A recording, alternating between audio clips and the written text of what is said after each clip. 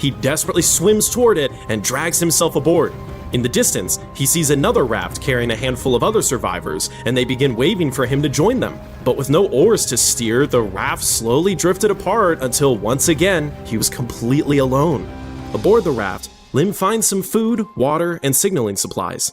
He began rationing carefully, clinging to hope that rescue would come soon, but days stretched into weeks, and his supplies dwindled to nothing. Realizing he would probably run out of food before he was rescued at this rate, Lim made a desperate decision. He would save his last piece of hardtack not to eat, but to use as bait.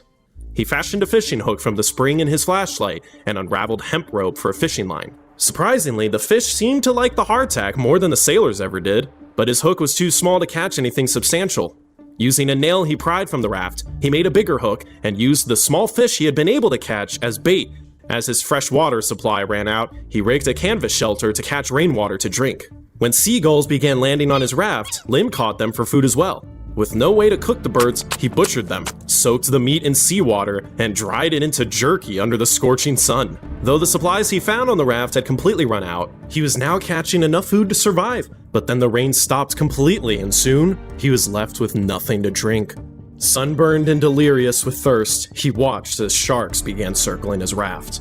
In this moment, Lim comes up with an idea only a man staring at death could come up with. But before we get into that absolute crazy thing that Poon Lim does to find something to hydrate with, have you ever wondered if your weird symptoms are also just from dehydration or something much more serious? Oh no, I think I do have ribose 5-phosphate isomerase deficiency. One of the worst things about the modern internet is